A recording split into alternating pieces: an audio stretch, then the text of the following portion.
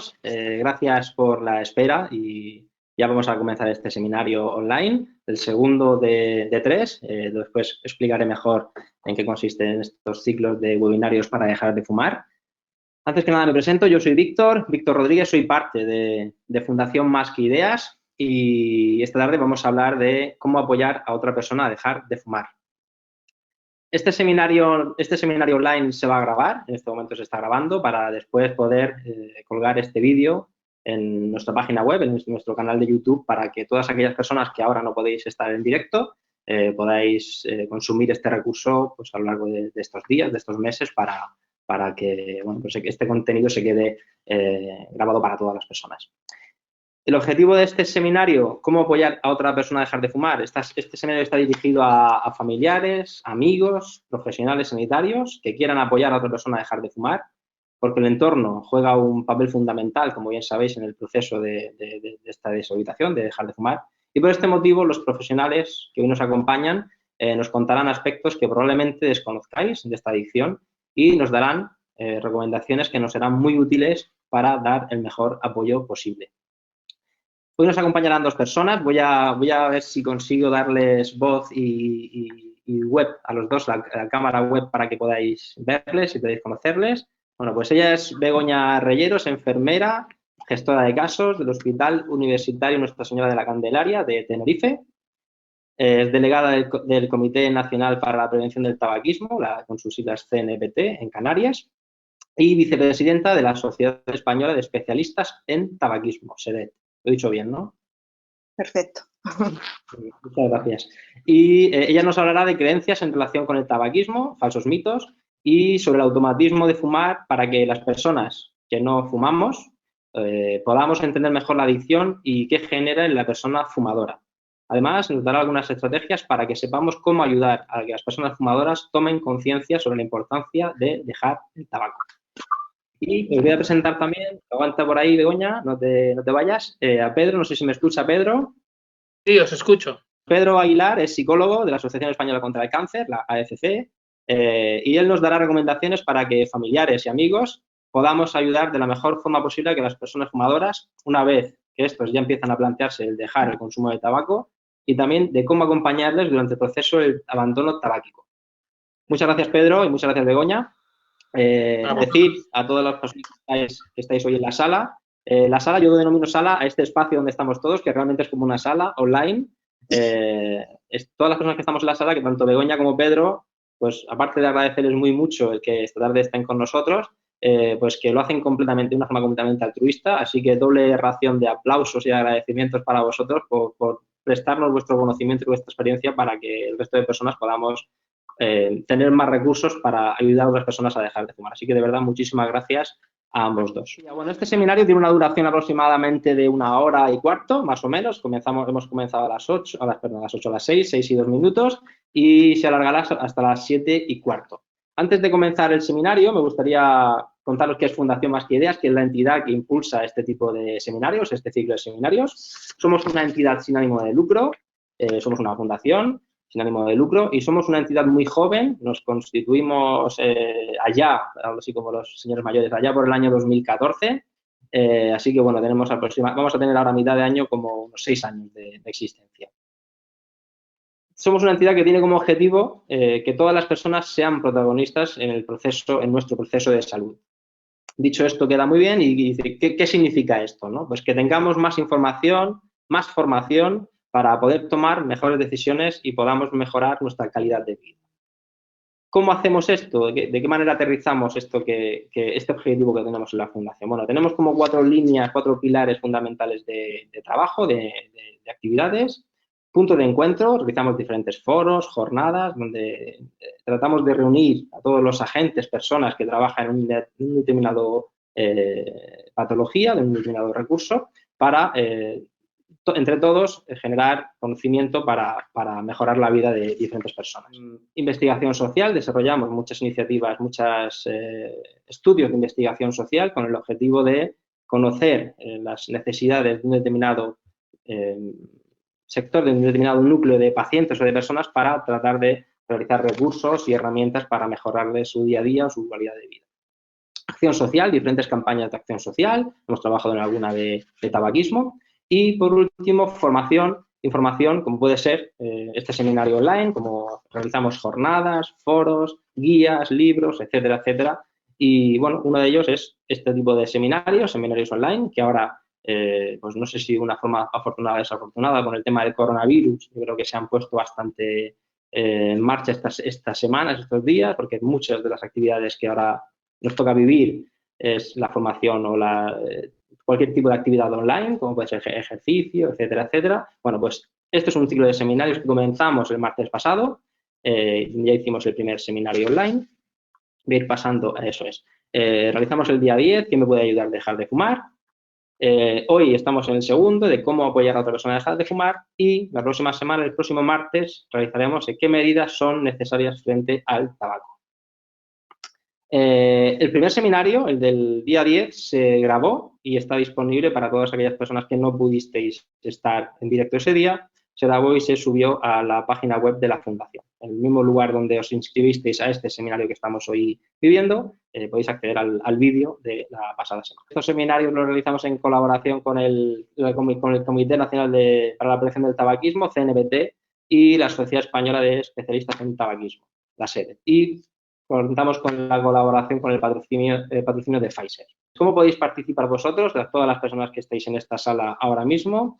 Podéis participar de dos formas, o bien a través del chat, tenéis un chat en la parte derecha de vuestra pantalla, donde podéis escribir la pregunta, y una vez finalizada la exposición tanto de Begoña como de Pedro, os daremos paso a esas preguntas, si las formuláis a través del chat escrito, las preguntaré yo. Y también podéis levantar una mano, una manita pequeña que veréis en vuestra parte derecha. Si levantáis la mano, yo también lo veo y os daré voz si queréis, si tenéis un micrófono conectado o directamente desde el ordenador, y lanzáis la pregunta viva voz a los ponentes.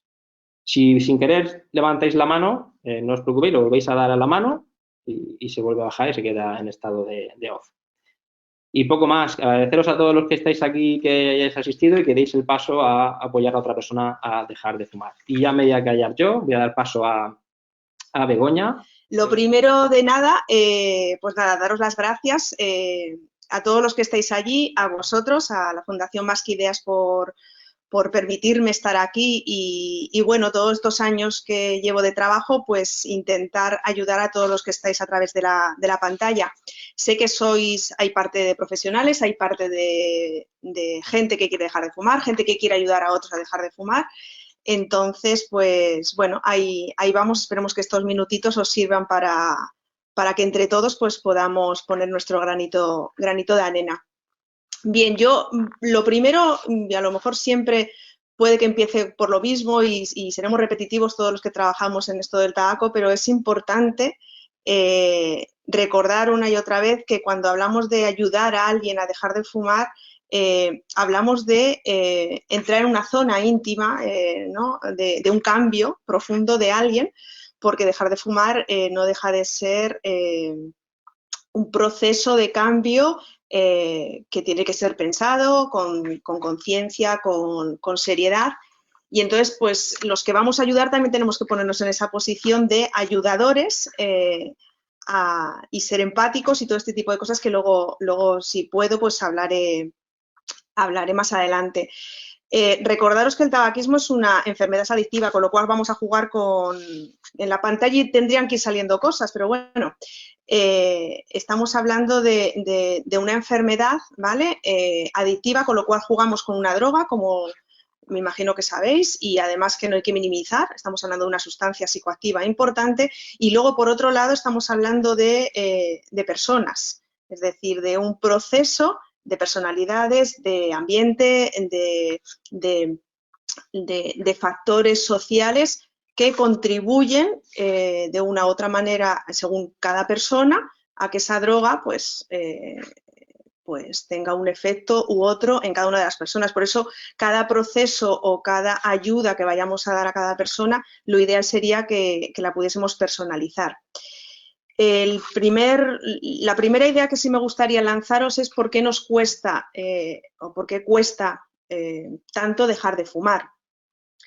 yo cada vez que yo fui fumadora y creo que es importante este mensaje para los que no hayáis fumado nunca, para los que hayáis fumado alguna vez probablemente sintáis ese recuerdo o esa empatía a lo mejor de la misma manera que os voy a intentar contar, pero este mensaje va muchas veces para todas las personas que tal vez a lo mejor queréis ayudar a alguien, nunca hayáis fumado y a lo mejor os pueda servir de pinceladas de cómo poder empatizar con ese sentimiento que pueda tener un fumador cuando se plantea dejar de fumar. Por un lado, el tabaquismo tiene una dependencia física que ya hemos hablado, acordaros, esa drogadicción, esa droga que potencia una serie de neurotransmisores a nivel cerebral, ¿vale? Que es importante y yo creo que todo el mundo lo tiene claro. Pero por otro lado, tenemos una parte que creo que es importante y es que, y estamos hablando de creencias, para el fumador, fumar significa creer que ese gesto que hace, que esa acción que hace diariamente durante muchas veces, le sostiene a veces emocionalmente en muchos ambientes, le ayuda, son falsas creencias, pero le ayuda a lo mejor a tener más seguridad, le ayuda muchas veces a gestionar un enfado, a gestionar un proceso de ansiedad. Y esto sí que es importante que lo tengamos claro. La adolescencia, que es donde nosotros nos vamos ¿no? haciendo semiadultos o vamos forjando nuestro mundo interior y nuestro mundo emocional, cuando entra en escena el tabaco, que es ahí donde entra en escena el tabaco, pues estos adolescentes que juguetean de una manera precoz, o bueno, precoz o no, temprana con el tabaco, entre lo que produce esa droga a nivel químico más lo que se produce a nivel cognitivo, hace que se generen esas falsas creencias, pero que van a ser el sostén de nuestra vida. Nosotros actuamos en la vida según nuestros valores y nuestras creencias. Si un chaval de 14 años va enfrentándose a la vida con un cigarro en situaciones, por ejemplo, de inseguridad, de desamor, de dificultades en la vida, como todos tenemos, junto a una sustancia química que le produce un estado beneficioso o placentero, tristemente se van generando esas creencias, con lo cual para un fumador de 30 años que se plantee dejar de fumar o de 40 años que se plantee dejar de fumar, estamos hablando de que tiene que hacer un proceso también importante de transformar esas creencias en otras creencias, es decir, darse cuenta o aprender a que ese tabaco o ese cigarro no le va a ayudar, por ejemplo, a afrontar un proceso de enfado ni de ansiedad ni de seguridad, y eso es un proceso que ahora ayudaremos a daros pinceladas de cómo podemos ayudarles a cambiar esas creencias, pero es un proceso que a priori tiene que ser un proceso con una cierta voluntad por parte del fumador para que haya esos cambios. Y por otro lado, luego tenemos lo que es la parte de aprendizaje gestual, conductual. El fumador aprende a que se sienta en un sillón y gestualmente su cuerpo, corporalmente, también ha aprendido a encender ese cigarro, con lo cual hay una acción-reacción ante muchas situaciones de la vida. Con todo esto, lo que quiero decir es que a un fumador le puede costar dejar de fumar, sí. ¿Tenemos que entender que le puede costar dejar de fumar? Sí. ¿Que es capaz de dejar de fumar? Por supuesto. Pero que tal vez, entendiendo que ese cigarro es algo más que una sustancia química o algo más que un aprendizaje conductual, creo que podríamos intervenir también a nivel emocional y a nivel de apoyo a ese fumador. Cuando hablamos de cómo motivar, ¿no? o cómo motivar a estos pacientes, ¿no? Retomando esto, que es una parte que yo creo que nos puede servir para ayudar a dejar de fumar, ¿vale? Entender el por qué cuesta dejar de fumar, que creo que también es una parte importante. Retomamos lo que estábamos hablando. ¿Cómo entonces ayudo? ¿Vale? Dándome ya cuenta de que la persona que tengo delante puede tener dificultades o puede que el camino, o puede que le cueste, o puede efectivamente, y empatizamos con ese ese camino que puede ser de dificultad con nuestras personas que queremos ayudar a dejar de fumar, pues bueno, ¿cómo motivar? Yo creo que es importante que también sepamos de qué se trata la motivación, ¿vale? La motivación, muchas veces hablamos de voluntad, hablamos de que hay que tener fuerza de voluntad y bueno, la motivación es algo más que simplemente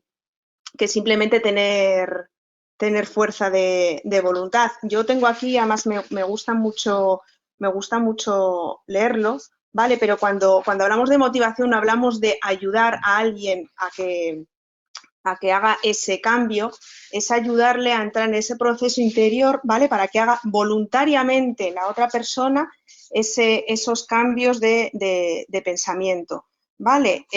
La motivación es el motor de cualquiera de los cambios que queremos producir en la persona. Hay una parte que será intrínseca, en la motivación hay una parte que será intrínseca y una parte que será extrínseca, es decir, un paciente que quiere dejar de fumar tendrá por un lado que mover su motivación y nosotros sí podemos tal vez ayudarle desde una parte externa, pero el acto de hacer un cambio implícitamente conlleva un acto de voluntad por parte del fumador. Eso tenemos que tenerlo claro. Tenerlo claro en el sentido de que muchas veces no solamente nuestros consejos o nuestras ideas va a hacer que se genere en él ese motor. Son dos trabajos, ¿vale? Nosotros podemos estimular, pero de base tiene que haber una motivación interior por parte del fumador.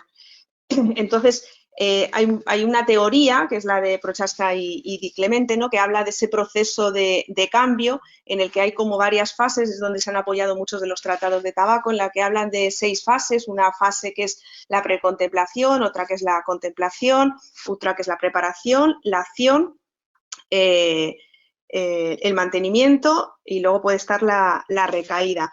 Yo me voy a centrar en estos minutos en la precontemplación y en la contemplación. Pedro posteriormente hablará mucho más de qué se puede hacer en las fases ya de acción y de mantenimiento y de recaída. Bien, nos encontramos y ya nos ponemos en escena con que tenemos una persona delante, fumadora, y nosotros pues tenemos la voluntad de echarle una mano. Yo creo que es importante, lo primero es hacer una pregunta y es, ¿quieres que te ayude a dejar de fumar? ¿Por qué? Porque no es solamente quiero que dejes de fumar. No es que yo quiero que dejes de fumar, es que quiero preguntarte y te pido permiso, que creo que es una premisa importantísima que tenemos que tener todas las personas que ayudemos a alguien, es preguntar y pedir permiso de si quiere que entremos en esa parcela, de una manera o de otra. La pregunta antiguamente no, en todos los tratados pone siempre ¿quiere usted dejar de fumar? Y es verdad, puede ser simplemente la pregunta de ¿quiere usted dejar de fumar? Pero el hecho muchas veces de preguntar ¿quiere que le ayude a dejar de fumar? Hace que el paciente muchas veces se vea con un respaldo.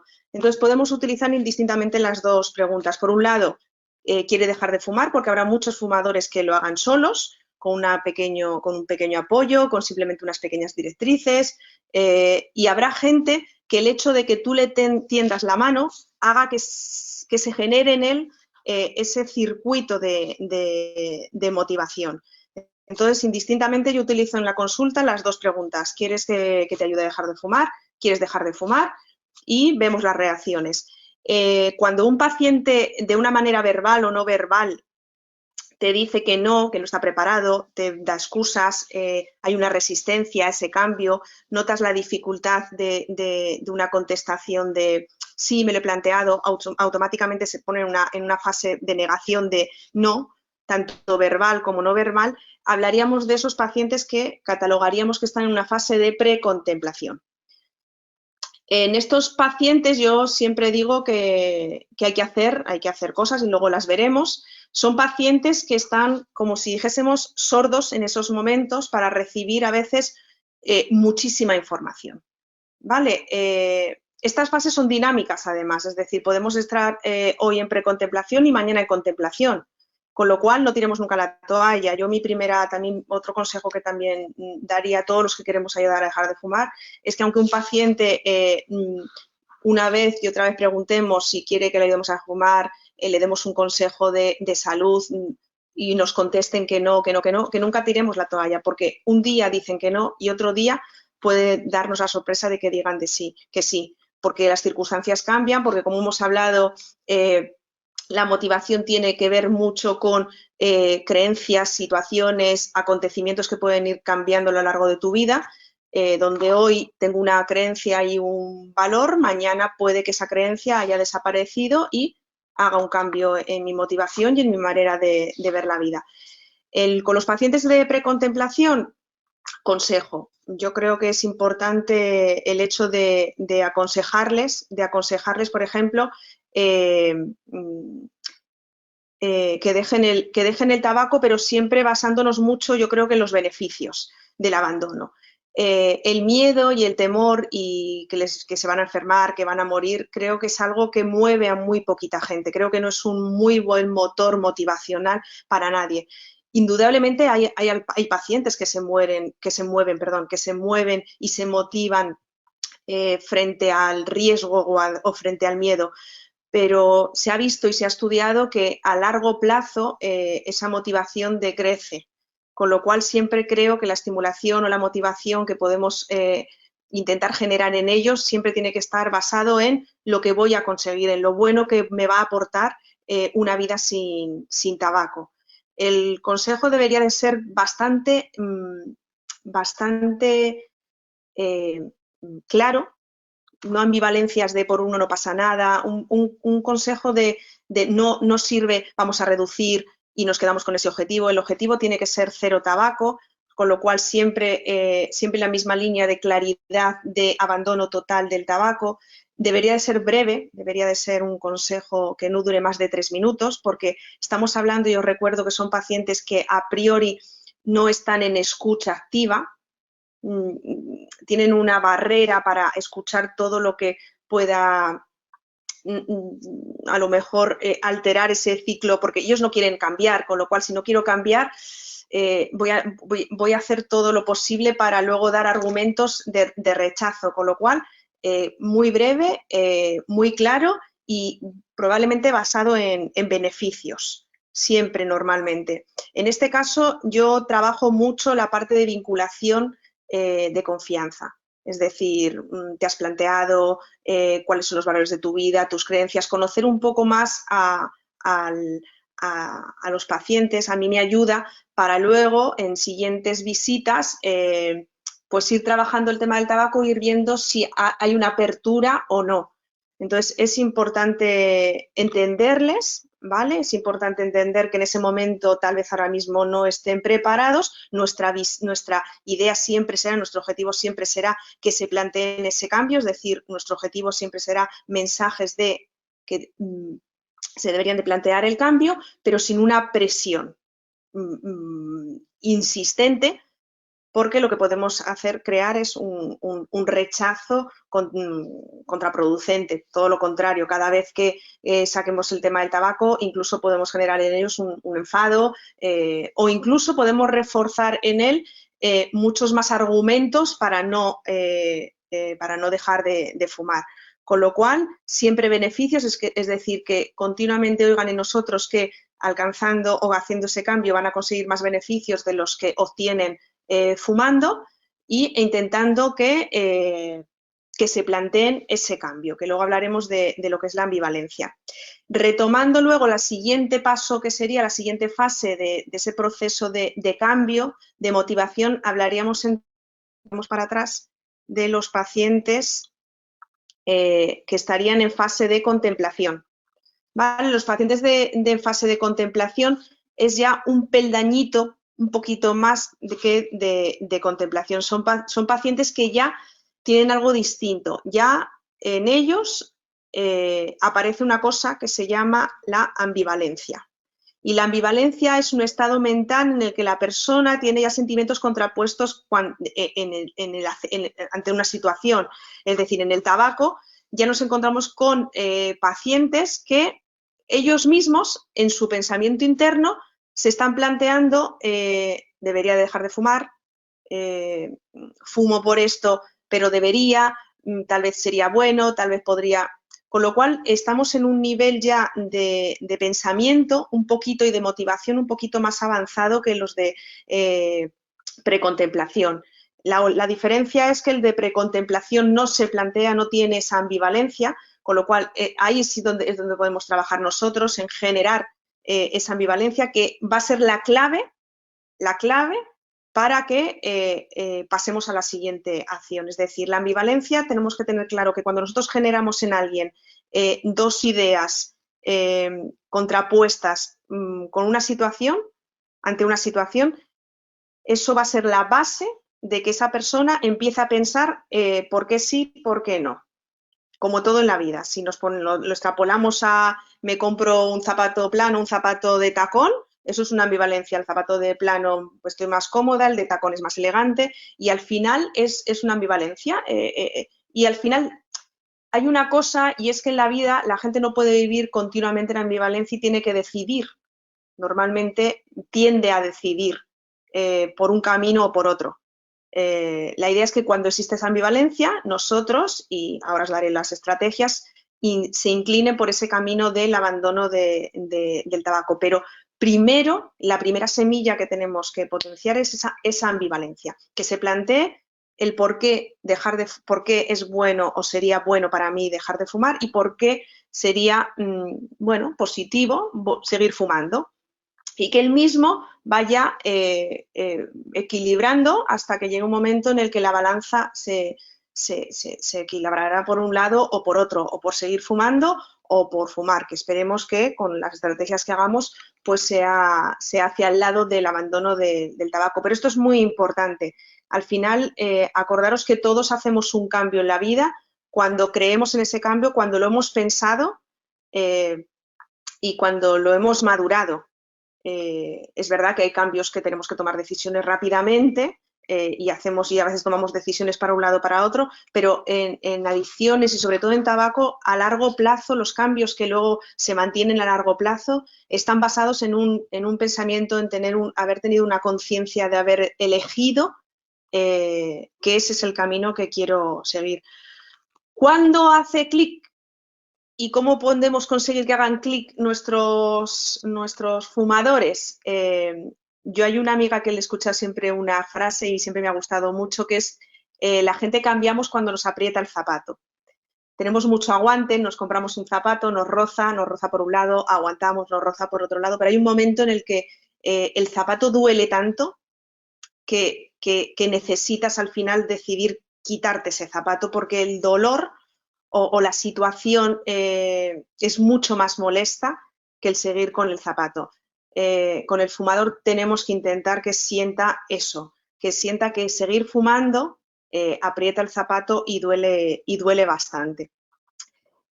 ¿Qué más deciros antes de pasar a estrategias? Es importante también cuando oigamos y escuchemos al fumador que nos cuente por qué sigue fumando, por qué le cuesta dejar de fumar, por qué ha dejado de fumar y por qué no lo ha conseguido, que entendamos una cosa clara o tengamos una cosa clara, que una cosa es el interés, otra cosa es la motivación, ¿vale? El interés es, me gustaría dejar de fumar, ¿vale? Si ese me gustaría dejar de fumar o ese pensamiento me gustaría dejar de fumar no tiene implícito una acción, algo, pues dejo de comprar tabaco,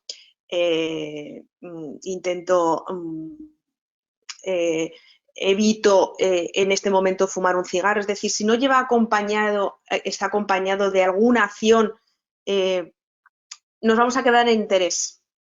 El interés no tiene que ver, con interés no vamos a hacer que cambie, no solamente con que diga me gustaría, no, vale, te gustaría, pero tenemos que empujar un poquito más, tenemos que ayudarle a que él mismo genere esa acción. Esa acción llevará probablemente a un compromiso y a una responsabilidad de sí mismo y de sus decisiones. Entonces, esto creo que también es clave, es decir, que se responsabilice de ese proceso. Cuando ayudamos a dejar de fumar, es importante que nos pongamos en ese papel en el papel de acompañantes y ayudadores, ¿vale? El proceso de dejar de fumar es del fumador. Nosotros acompañamos, damos apoyo y podemos hacer mucho trabajo en ese sentido, pero al final la responsabilidad es del propio fumador y el compromiso también es del fumador. Indudablemente nosotros, nuestro compromiso para seguir ayudándole tiene que ser también al 100%, a pesar de que no vaya al mismo ritmo que nosotros a lo mejor queramos, ¿vale? Pero el compromiso de seguir ayudándole a pesar de que haya una recaída, ese es el compromiso que adoptamos como terapeutas en principio, que llamamos, o como ayudadores, y luego él tiene que asumir el compromiso de seguir haciendo cosas y responsabilizarse de todas las acciones que van a ir en el proceso de dejar de fumar. Bien, centrándonos un poco en estos pacientes que ya sabemos, ¿no?, que ya en su cabecita se plantean hacer ese cambio, pues hay las 5 estrategias que están en todos los tratados de tabaco, ¿vale?, que la llamamos las 5 Rs, que se llama relevancia, riesgo, recompensa, resistencia y repetición. Estas son estrategias que lo que hacen es ayudar a que esa motivación siga generándose y cada vez sea mayor para que efectivamente lleguen un día a plantearse un día de y un día de abandono. Cuando hablamos de relevancia, ¿vale?, hablamos de trabajar con él, y estamos hablando de, a nivel cognitivo, trabajar con él que piense por qué dejar de fumar es interesante, por qué en esa balanza tiene más peso el dejar de fumar que el seguir fumando. Y eso es un proceso que nosotros tenemos que hacerle trabajar, entre comillas. Es decir, en muchos tratados veréis, y en algunas guías nos pone que relevancia es decirle por qué es relevante dejar de fumar. En mi opinión, esto deberíamos de cambiar un poco el chip, o creo que a lo mejor es una manera de ver las cosas de otra forma, y es, como os he estado diciendo, si él tiene que coger las riendas de este proceso y tiene que responsabilizarse, lo ideal es que yo no le diga por qué es relevante dejar de fumar, sino que él mismo se diga a sí mismo por qué es importante dejar de fumar. Y así él pensará, podrá escribirlo. Yo muchas veces les digo, escríbelo, porque escribir también tiene un proceso cognitivo más de conciencia. Cuando yo escribo y hago un listado de por qué es relevante dejar de fumar, soy más consciente una vez que lo escribo y hago una lista, ¿vale? Y puede ser por distintos motivos. Habrá gente que será simplemente por los hijos y no lo haga ni siquiera por su salud. Habrá gente que lo haga aquí está puesto, ¿no?, por un proceso a lo mejor de infertilidad, quiero quedarme embarazada y sé que si cualquier motivo que le mueva a hacer ese cambio tiene que ser bienvenido. Y muchas veces esos motivos a lo mejor no son los que habíamos pensado nosotros. Lo más importante es que sean motivos de peso y que le muevan al propio fumador. En la siguiente R hablamos de riesgo. Es lo mismo. Si nosotros le decimos o le identificamos cuáles son las consecuencias negativas de dejar de fumar, se lo estamos diciendo y yo le vuelvo a dar la vuelta. Es hacerle identificar qué consecuencias serían negativas a corto y largo plazo de seguir fumando, con lo cual seguimos jugando, acordaros, con la ambivalencia y seguimos jugando con el proceso de responsabilización del propio paciente. Es hacerle identificar a él qué cosas negativas tiene el hecho de fumar. En esto es muy interesante, y yo a lo largo del tiempo que llevo con fumadores, trabajando con ellos, creemos que los fumadores tienen mucha información de lo que perjudica el tabaco y muchas veces creen que produce infarto, produce un proceso respiratorio, pero muchas veces no identifican muchísimas cosas negativas que produce el tabaco. En esto sí podemos ayudarles a aumentar o a sumar en esa lista cosas. Es decir, primero ellos trabajarían una lista de cosas negativas o riesgos que ellos saben que producen el tabaco, la leemos con ellos y nosotros podemos complementar esa lista. Y podemos complementarlo desde una dermatitis, desde hacerle ver el gasto económico, desde hacerle ver el fumador, la mujer que no fuma, el riesgo que tiene la mujer también si sigue fumando. Es decir, en este sentido sí nosotros podemos complementar y ayudarle a hacerle ver que muchas veces hay más riesgos del que muchas veces él conoce, ¿vale? A nivel de recompensas, volvemos a insistir, tendríamos que pedirle que identifique con perdón qué va a conseguir cuando deje de fumar. Y esto es muy importante, nadie hace nada si no va a conseguir algo en la vida. Nosotros nos movemos por recompensas, es decir, nosotros viajamos a un país porque creemos que vamos a conseguir algo, una experiencia, paisajes bonitos. En esto es lo mismo, estamos hablando de un proceso de cambio. Si nosotros queremos hacer un cambio es porque ese cambio me va a traer más beneficios o me va a recompensar en algo. Tenemos que identificar y tenemos que trabajar con él también este tipo de cosas. Las resistencias, fundamental, pregúntele. Vamos a preguntar también a ellos qué posibles dificultades creen que pueden tener, qué miedos tienen, qué dudas tienen en el proceso. Esto está visto y en estudios está comprobado que, por ejemplo, las mujeres, el 70% de las mujeres no dejan de fumar simple y exclusivamente por miedo a engordar. Tienen claro que quieren dejar de fumar, tienen claro que la recompensan, tienen claro los riesgos, tienen claro un montón de cosas, pero les da miedo.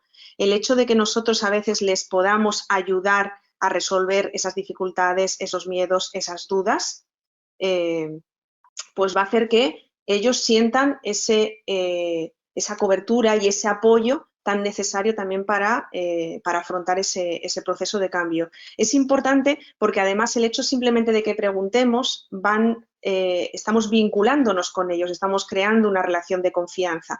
Se van a sentir que les estamos escuchando, se van a sentir, se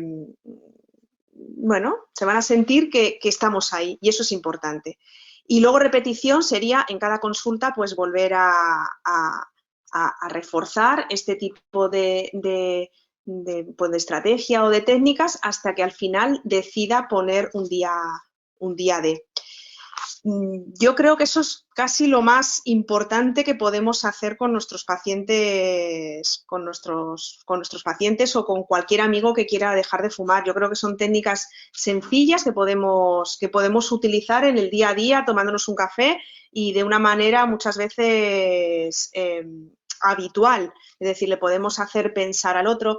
Cuando alguien nos viene a contar un problema, nosotros normalmente intentamos, oye, valora los pros y los contras. En esto es importante que hagamos exactamente lo mismo. Son pequeñas técnicas que ayudan mucho porque al final generamos un cambio de pensamiento que es de lo que se trata.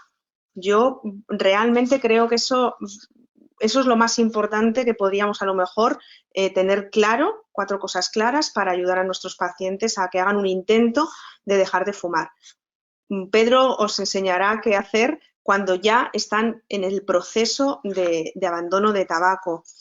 Yo no sé si queréis preguntarme algo, pero creo que con las pinceladas que he dicho, ambivalencia, compañía, las 5 R's, tener claro por qué les cuesta dejar de fumar, creo que con estos 4 conceptos, pues a ver si les ha quedado claro a los oyentes. Y no extenderme mucho más tampoco, no lo sé si... Begoña, nada, ha sido perfecto, muchísimas gracias. Hay preguntas, han lanzado preguntas las personas asistentes. En primer lugar, me dicen, mi hermano y mi madre fuman y por mucho que le digan a mi padre, no hace ni caso. ¿Qué puedo hacer? Creo que es algo habitual, ¿no?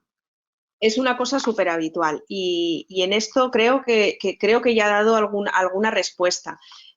Por mucho más que digamos, vamos a sentarnos con estos pacientes, o sea, con estos familiares, vamos a sentarnos y vamos a intentar, lo primero, vamos a pedir permiso. Oye, me gustaría hablar de este tema seriamente y tal y cual, y de verdad, papá, mamá, ¿no os habéis planteado dejar de fumar nunca? ¿Por qué? Desde una parte no agresiva. Creo que es importante el tema de no ser agresivos. A ver, cuando se ha establecido un vínculo ya de... en la familia a veces es complicado, los familiares pueden ser muy buenos motivadores, pero cuando a veces se ha establecido ya una relación de yo perseguidor de mi padre con el tema del tabaco, a ver, vamos a seguir dando oportunidades, pero tendremos que cambiar la forma de comunicación. La forma de comunicación será desde nosotros hacia ellos.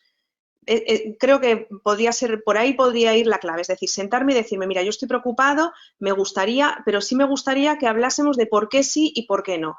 Creo que lo que habíamos, y creo que a lo mejor el hecho de introducir papá, entiendo que, pues mira, he comprendido que sé que para ti sería un proceso a lo mejor complicado, sé que empatizar, tal vez ponerme en esa empatía como primera aproximación de comunicación podría ir bien, ¿vale? Porque cuando se establecen esto, vuelvo a repetir, como se haya establecido este vínculo de yo he sido el perseguidor de mi hermana, de mi madre y he estado siempre, joder, deja de fumar, es que no me haces caso, es que no me haces caso. Es que, y es una frase a lo mejor que suena un poco fea, pero es que nosotros no hacemos caso, nosotros nos hacemos caso. Entonces, nadie, si yo le preguntase a este telespectador o a esta persona, ¿tú haces caso a todo lo que te dicen o te gusta que te digan lo que tienes que hacer? Probablemente la respuesta que tenemos todos es no, me gusta hacer lo que yo decido hacer. Entonces, cuando nosotros comprendemos que ellos no tienen por qué hacernos caso, sino que nosotros tenemos que ser un vehículo para que ellos mismos generen ese pensamiento, cambian las cosas. Entonces, yo desde aquí a lo mejor le aconsejaría el hecho de voy a hablar a mi familiar de otra manera. Voy a intentar ponerme en el pellejo de él, indudablemente desde la parte de yo te voy a ayudar, vamos a hacerlo, por qué sí, por qué no, y trabajar esto. ¿Por qué sí y por qué no? ¿Por qué no te planteas dejarlo? ¿Por qué sigues fumando? Entiendo perfectamente que lleves muchos años fumando, que para ti sea un sostén. Entender esa parte y por otro lado, pero puedes conseguirlo, vas a ganar mucho en esto, ¿vale? Y ver en qué situación está, porque cuando estén en fase precontemplación, acordaros que tienen que ser pequeñas pinceladas, pequeñas píldoras en beneficios y en empatía. Creo que lo principal sería empezar a cambiar la relación de comunicación tal vez con la familia. Pues muchas gracias, Begoña. Pongo de nuevo la cámara si se me ve, que sepan que hay alguien detrás. Nos llega otra pregunta a través del chat. Dice, soy cirujano cardiovascular y pone el nombre de la persona, lo omito por un tema de datos, protección de datos. ¿Cómo podemos con 10 minutos o menos de consulta intentar mentalizar a los pacientes? Vale. Gran reto. A ver, el tiempo es un factor importante, ¿vale? Indudablemente, en las consultas de cirugía hay una parte que es muy, muy positiva y es que cuando el paciente se va a poner en manos de un cirujano, por ejemplo, el referente a nivel de salud de esa persona es el cirujano. Un consejo breve y claro en 10 minutos puede servir muchísimo, muchísimo para generar un cambio. Es decir, cuando una persona se enfrenta a una situación como puede ser una cirugía, nos olvidamos del médico de familia, que puede ser el referente de salud. Un cirujano con pequeñas pinceladas que hemos visto, es decir, con hacerle pensar las 5 R's, hacerle pensar, que trabaje en el pensamiento, que trabaje en por qué es importante para usted dejar de fumar, vaya planteándose en casa, que piense, ¿vale? Que piense. A lo mejor no va a ir al ritmo. Una cosa que también es importante que digamos es que ¿cómo puedo hacerlo en 10 minutos? En 10 minutos se puede hacer lo que se puede hacer.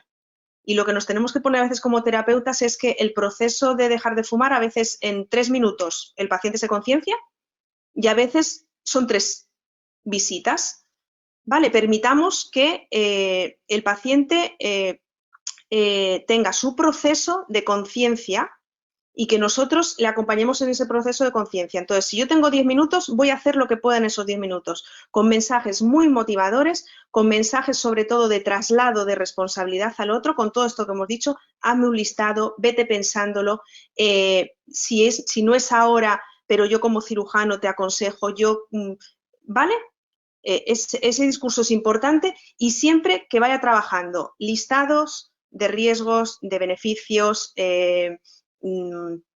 y luego darle un apoyo, es decir, y luego ese cirujano a lo mejor deja de verle y luego a lo mejor lo que sí que tendríamos que trabajar, y esto sí es verdad que a lo mejor también hay una dificultad no solamente en tiempo, sino institucional, una cobertura luego posterior a cuando este paciente salga de esa consulta pueda acudir a un centro de salud o a otro sitio para poder seguir ese proceso.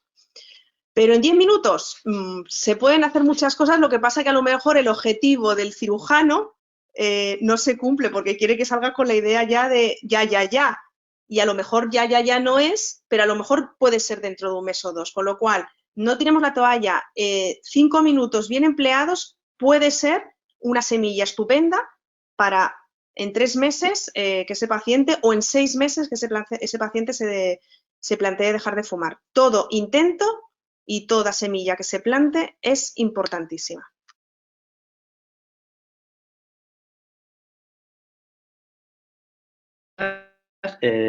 Continúo con la siguiente, que la hace Alfonso. Dice, hola Begoña, ¿la publicidad y la ley de tabaco ha minimizado el deseo de fumar o seguir fumando? ¿En qué porcentaje? A ver, los datos ahora mismo no los tengo aquí, pero sí es verdad que las leyes, y hay que seguir trabajando en esto, la publicidad, el hecho de haber dejado de hacer promoción y publicidad ha ayudado, por un lado, fundamentalmente a jóvenes, ¿vale? El hecho de la publicidad está muy, a ver, no me sale la palabra, está completamente asociada o vinculada o dirigida a los jóvenes, con lo cual ayuda al fumador no tener publicidad y promoción, tal vez en ese sector de fumadores no ayude tanto, pero nos ha ayudado mucho a que los jóvenes empiecen a desnormalizar la conducta de fumar, con lo cual sí se consiguieron datos muy positivos. El hecho de la ley de tabaco, el no fumar en los trabajos, el no fumar en terrazas, todo lo que han sido limitaciones han servido. Tristemente, sirvieron durante un tiempo, se bajó la guardia, y eso también hay que decirlo, durante unos años se ha ido bajando la guardia a este nivel, y es verdad que hemos visto que la curva vuelve otra vez a crecer un poquito, por eso hay que seguir aumentando y trabajando en políticas de restricción y de control de tabaquismo. Sí se produjo un descenso, ahora mismo eso ya fue hace unos años, ya estamos hablando de hace 10 años, y hay que seguir trabajando en campañas, indudablemente, y en esto sí es verdad que hay que tirarle de las orejas al Ministerio, porque durante unos años no se han hecho campañas, ni se ha hecho lo que a lo mejor se debería de haber hecho. Yo estoy contenta porque parece que ahora volvemos otra vez a ponernos a ello y a tener una conciencia un poco más desde la parte política, porque necesitamos de esas estrategias y de esas medidas políticas que además hemos visto que en otros países sirven. El empaquetado neutro sirve, aumentar el precio del tabaco sirve enormemente para que haya una bajada de jóvenes que puedan acceder al tabaco. Es decir, las medidas sirven, pero tienen que seguir y tienen que mantenerse. No sirve poner una medida y luego nos olvidamos, sino un mantenimiento en medidas, en campañas y en estar siempre en la brecha, como se suele decir, aquí es pico pala, pico pala. Eso es, Begoña, pues muchísimas gracias. Una última pregunta, de momento no han entrado más. ¿Trataríamos igual una primera intención que una recaída? No, indudablemente no. Una primera intervención tiene un proceso que es me voy a salir de mi zona de confort, es decir, hay que trabajar situaciones de riesgo nuevas, se va a aventurar un paciente que va a dejar de fumar por primera vez. Hay que trabajar muchas novedades, muchos cambios, con él, con lo cual no tiene nada que ver con una persona que ha dejado de fumar ya en una o en varias ocasiones. Que además suele ser, en ese sentido, si hacemos una buena, reconducimos bien esas recaídas, pueden ser un proceso de aprendizaje. Esto es como tropezar en la misma piedra. Cuando pasas por varias experiencias iguales, normalmente no son fracasos, es reconducirlo a otra oportunidad de aprendizaje. Entonces, no se tratan igual, se tratan distintas. Lo que sí que quede claro, y aprovecho, es que las recaídas no son fracasos, ¿vale? Eso es importante. Que el fumador se sienta, porque el sentimiento o la emoción que pueda aparecer pueda ser a priori de frustración, ¿vale? Hay que trabajar esa frustración para convertirla en un aprendizaje. Porque no son errores, de estas situaciones se aprende, y se aprende mucho a no bajar la guardia, qué es lo que ha pasado, me he despistado, no me he despistado, pero además una cosa importante es, como terapeuta, también qué ha pasado por mi parte. A lo mejor no he hecho un seguimiento no le he apoyado lo que tenía que apoyarle, le he presionado demasiado, ¿vale? Entonces, las recaídas tiene que ser una profunda oportunidad de aprendizaje para los terapeutas y para el fumador. Las estadísticas y los estudios nos dicen que hay un entorno, para que una persona a veces deje de fumar, tiene que muchas veces haberlo intentado una media a veces de 3 a 5 veces, con lo cual, desde aquí, no castiguemos, por favor.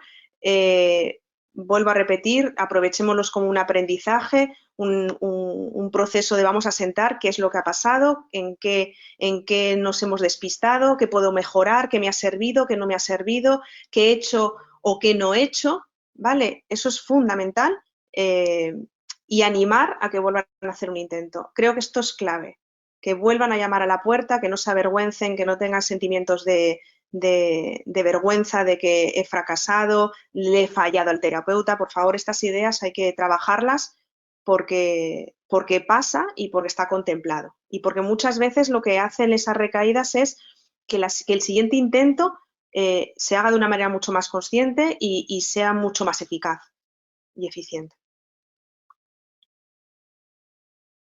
Gracias, Begoña. Tanto Alfonso como Ivana, que es la persona que antes hacía la pregunta, nos daban las gracias. Tengo una última pregunta que me ha entrado ahora. Lo hace una chica que se llama Alicia. Dice, me pone de los nervios los ataques de histeria que le dan a mi marido. ¿Qué puedo hacer? ¿Me ayudarían también a mí de algún modo en atención primaria? Es muy clara con la pregunta.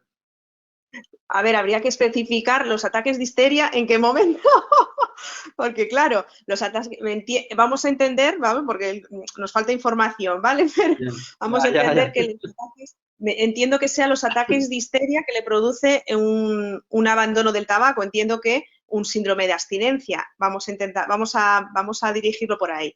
Bien, se llama Alicia. A ver, Alicia, yo te haría comprender dos cosas. Nos estamos enfrentando con una adicción y con un síndrome de abstinencia que entre ellos se produce esta irritabilidad. También tengo que decir, y eso es importante, la gente no pasa de ser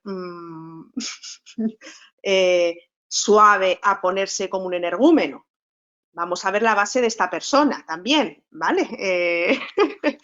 ¿Vale? Porque la irritabilidad muchas veces la achacamos simplemente al hecho de dejar de fumar y a lo mejor hay otros motivos por los que también está irritado la persona.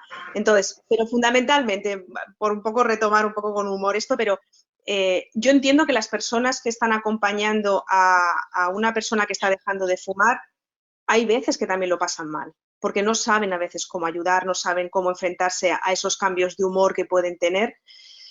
Paciencia, comprensión, estamos ante una drogadicción, con lo cual el apoyo tiene que ser desde te comprendo no significa que te aguanto, ¿vale? Eso también es importante, empatizar desde esos cambios de irritabilidad y luego esto también, que a lo mejor le puede servir, siéntate con tu marido y pregúntale cómo quiere que le ayudes. porque muchas veces los conflictos de irritabilidad o de enfrentamientos en la pareja o en, bueno, los familiares, padres, hijos, frente a un proceso de abandono de tabaco, se producen porque nosotros ayudamos desde una perspectiva que es yo te ayudo desde donde yo creo que te ayudo. Y lo hacemos con la mejor de las intenciones, es decir, yo de repente te veo que vas a ir a la terraza y creo que vas a fumar y te digo, ¡vas a ir a fumar! Y claro, yo creo que así te estoy ayudando, pero la persona que está dejando de fumar se siente atacada, no confían en mí. Entonces, otra clave importante, siéntate con tu pareja y pregúntale, ¿cómo quieres que te ayude en este proceso? No hablo del tema, te dejo tranquilo, ¿quieres que hablemos una vez al día, 2 veces al día? Vale, es importante porque muchas veces los conflictos se producen porque no empatizamos los apoyos, es decir, a veces creemos estar apoyando y lo que estamos haciendo es contraapoyar, es decir, estamos haciendo un contraapoyo para ese paciente que está en ese proceso que entendamos, por favor, que es un proceso que genera un síndrome de abstinencia, estamos quitando una droga y estamos produciendo una inestabilidad emocional y personal. Todo cambio, mira cómo estamos todos en este momento del COVID-19, ¿cómo estamos? Pues estamos irritables en casa, no sabemos qué hacer, no estamos cómodos ante una situación que entendemos perfectamente que tenemos que tener y sin embargo estamos incómodos. Cuanto más cuando estamos hablando de una drogadicción o de una adicción. Entonces, este paciente está pasando por un proceso de incomodidad emocional, físico y muchas veces mental. Muchas veces no sabe qué hacer él mismo para aguantarse, entre comillas, para sobrellevar estos cambios. Entonces, pregúntale. Yo creo que terminamos con pregunta, siéntate y pregúntale. Y acepta, que eso también es importante, acepta la respuesta de tu marido. Si tu marido dice no me digas ni me hables del tema, será importante que si tú quieres ayudar, aceptes cómo quiere tu marido que le ayudes. Buena estrategia. Gracias, Begoña. Una última pregunta, y creo que con esto ya acabamos por la hora que se está haciendo. Nos la hace Esther y dice, ¿qué estrategias se pueden seguir con adolescentes que se encuentran en la fase contemplativa? No saben por qué fuman, pero quieren dejarlo. Muestran recelo para acudir a consultas de deshabitación tabáquica. Vale, con los jóvenes las estrategias son distintas. A ver, habría que valorar muy bien en qué grado de dependencia. A ver, los jóvenes normalmente las dependencias habría que valorar en la dependencia física probablemente la tengan, si ya llevan más de 1 año o 2 años fumando, tendrán una dependencia física seguramente ya, y las dependencias psicológicas que estamos hablando, que hablaba al principio de valores, creencias, habría que ver hasta dónde se han instaurado dentro de los jóvenes. Los jóvenes, a diferencia de un fumador más adulto, normalmente suele funcionar mejor estrategias de riesgo, es decir, hablarles en vez de los beneficios, hablarles más de los riesgos que van a tener. Funciona más el joven, no desde el miedo, pero sí es verdad que funcionan más, ellos están en un presente. No están a largo plazo en qué voy a obtener en beneficio, pero sí están en el presente del riesgo que me supone seguir fumando. Con los jóvenes es más complicado porque además no tienen experiencia vital. Vamos a ver, un adolescente está en pleno proceso de maduración y su cerebro, su plasticidad de su cerebro está empezando a madurar. Entonces, la visión de un adolescente es vivo en el presente, hago esto y no sé por qué lo hago, pero a veces con los adolescentes pedirles ese grado de conciencia, ese grado de responsabilidad que se le puede pedir a un adulto es más complicado, ¿vale? Con lo cual jugaremos con riesgos y con limitaciones y jugaremos con más estrategias. Autoestima, hay que trabajar mucho con ellos. Normalmente los adolescentes acceden a todo este tipo de drogas, el cannabis, el tabaco, como, bueno, presión de grupo. Habrá que trabajar a ver si se sienten presionados por los compañeros, a nivel social, a nivel de autoestima, si se está refugiando en el tabaco. Habría que trabajar otro tipo de cosas mucho más importantes, porque están empezando.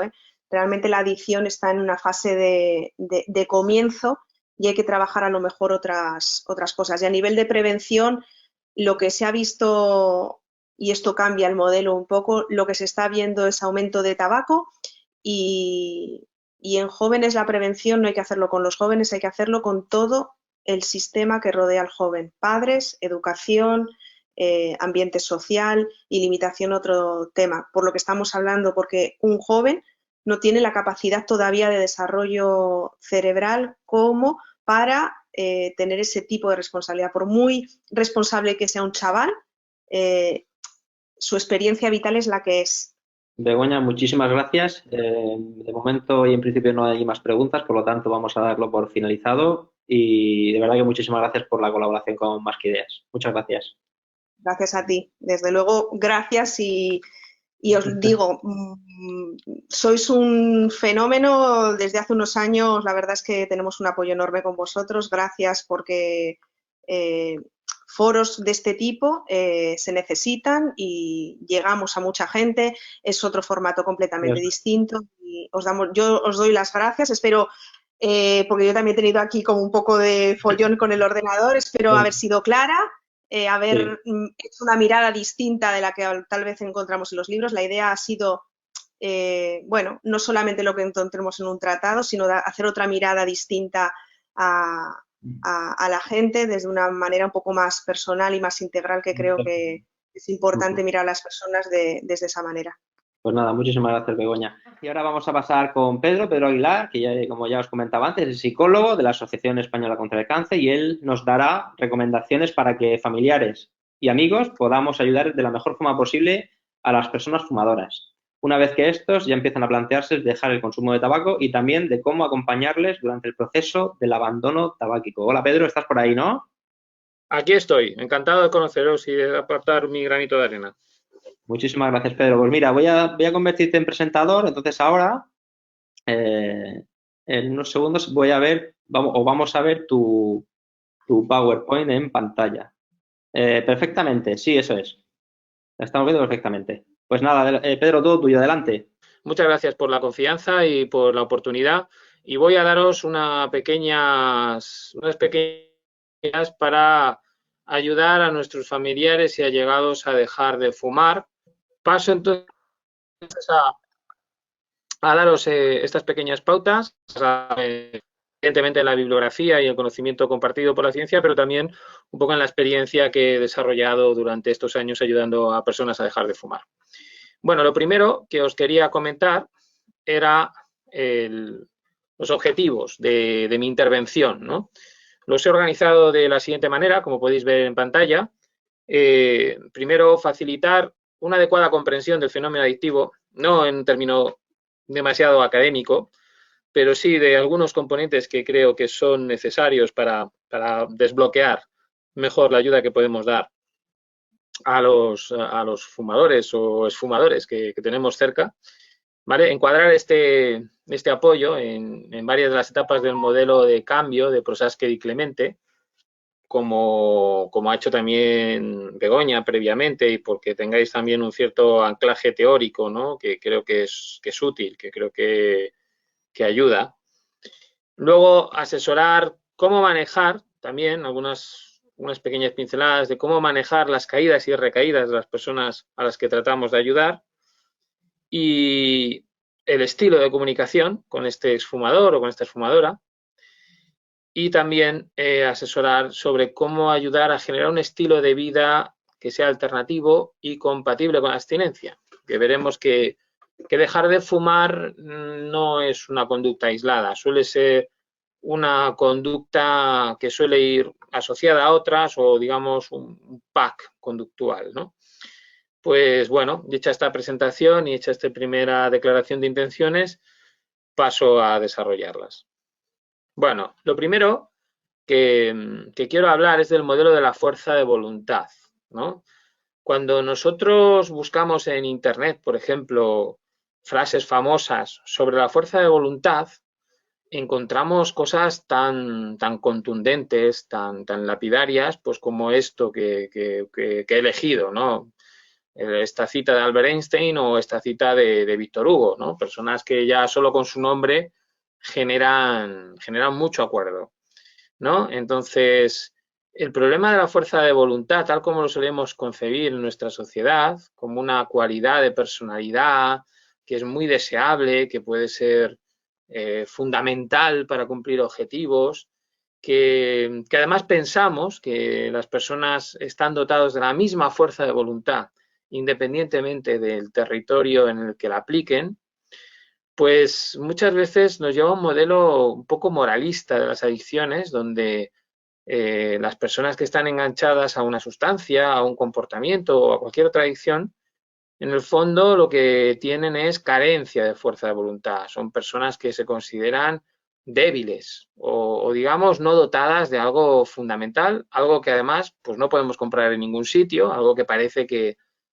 tienes o no tienes, ¿no? Un modelo muy determinista y que deja a la persona a veces pues con una sensación de tremenda indefensión y de también de una cierta frustración, ¿no? Una baja autoestima, porque claro, es algo fundamental y no lo tengo, no lo he recibido, ¿no? Es como una especie de don no recibido. Bueno, evidentemente esto es algo que muchas veces contamina las conversaciones que se tienen sobre adicciones, tanto con las personas que están aquejadas de ellas como con los que les intentan ayudar. Y evidentemente esto no es cierto, ¿no? No es cierto desde la psicología que defiende el aprendizaje, el cambio, la posibilidad de mejorar, la posibilidad de incluso desaprender lo que hemos aprendido mal. Evidentemente no podemos estar más lejos de una posición determinista, ¿no? de las adicciones y menos asociadas a este modelo, ¿no? De fuerza de voluntad o moralista sobre las adicciones, ¿no? Yo propongo, ¿no? Un ejercicio de reflexión, ¿no? Para todos los que nos escuchan y que quizás ahora no están sufriendo una adicción, pero sí quieren ayudar a salir a otra persona de una adicción. Y el ejercicio de reflexión que propongo es este, ¿no? Es cómo reaccionaría usted si tuviera que superar una adicción y pensara que no puede hacerlo porque no tiene falta de voluntad. Pues seguramente se sentiría muy mal y seguramente sería la mejor excusa para abandonar, ¿no? Y como digo, no es cierto en absoluto. La adicción no es una cuestión de ausencia de fuerza de voluntad, la adicción es un trastorno de la salud mental que se puede tratar por formas multidisciplinares, evidentemente, y que además tenemos que tener en cuenta que lo que nosotros tratamos de mejorar son las habilidades de afrontamiento de una persona hacia esa adicción. Y eso es un aprendizaje. Y además, también insistir en que esto de la fuerza de voluntad no es cierto porque nosotros estoy seguro de que conocemos a personas que son muy disciplinadas para una cosa, por ejemplo, para hacer deporte o para comer bien, y sin embargo son un desastre para otras, yo qué sé, pues para controlar sus finanzas, para controlar sus ataques de genio o para controlar determinada rutina laboral. Entonces, lo que nos lleva a esta observación es de nuevo a la conclusión de que esto es un aprendizaje sobre una parcela concreta de nuestra vida que tenemos que mejorar. Tenemos que mejorar todas esas herramientas, todas esas habilidades de afrontamiento que en esta parcela de la vida pues no estamos utilizando bien, no hemos aprendido a utilizar bien y eso no es impedimento para que quizás en otras parcelas de nuestra vida pues seamos, como diría un poco de broma, ¿no? Auténticos espartanos, que pueden controlar a voluntad todo aquello que consideran necesario para esa situación. La adicción es un proceso, además, que es muy importante que el que se acerca a ayudar tenga en cuenta que es un proceso que dura años.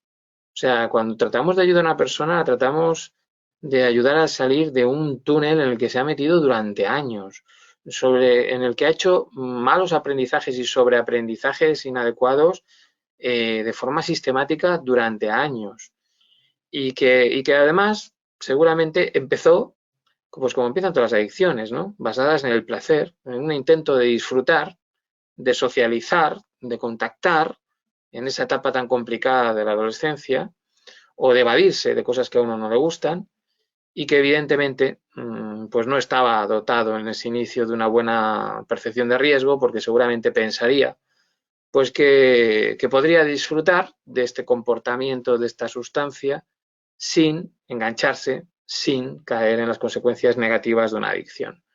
Entender esto es muy importante, porque ya no es una cuestión que decide hoy, ya no es una cuestión que parece que hoy se ha empecinado en no tratar, en no abordar, en no encarar, sino que esto es resultado de un grandísimo proceso que tiene muchísimo valor que se atreva a poner en duda y a enfrentarse a él, y que probablemente le va a llevar tiempo. No podemos, el tiempo es fundamental, no podemos pedir cambios de proceso largos en muy poco tiempo. Eso lo tiene que saber él o ella, pero también, sobre todo, los que le ayudamos, ¿no? Yo siempre pongo el mismo ejemplo. El verdadero ingrediente básico para hacer una buena paella no es ni tener el mejor arroz, ni el mejor aceite de oliva, ni el mejor marisco o las mejores verduras. Es tener tiempo. Nadie puede hacer una buena paella sin su suficiente tiempo, ¿no? Para que las cosas pues hagan los cambios que tienen que hacer. Entonces, como conclusión, lo que debemos hacer, sobre todo, es olvidarnos del modelo de la fuerza de voluntad, y lo que tenemos que hacer es buscar la persona y los que les queremos ayudar todos los apoyos necesarios para aprender a cambiar nuestros hábitos o los hábitos de la persona que estamos tratando de ayudar. Esta sensación de proceso y de tiempo parece una obviedad, pero realmente previene de muchos errores a la hora de echar una mano, ¿no? Otra cosa también importante, pues las etapas, ¿no?, por las que vamos pasando. Begoña ha hablado de las iniciales, a mí me toca hablar de las que siguen a continuación, y que creo que, como decía antes, este modelo nos ayuda bastante otra vez a entenderlo todo como un proceso y a saber un poquito encuadrar nuestra acción en función del momento que vivimos, ¿no? La primera etapa, una vez que la persona ya ha precontemplado y ha contemplado el cambio, es la preparación.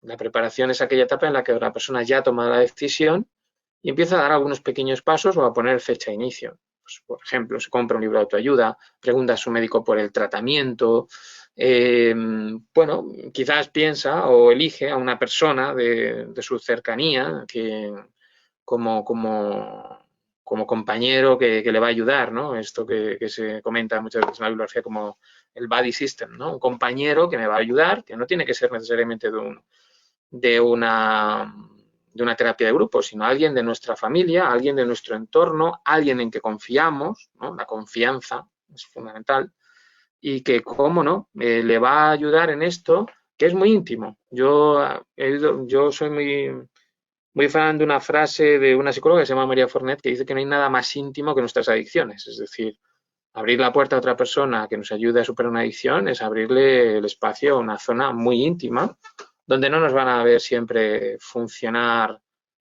como en las redes sociales, como la imagen que queremos dar a las redes sociales de éxito o de felicidad permanente o de seguridad.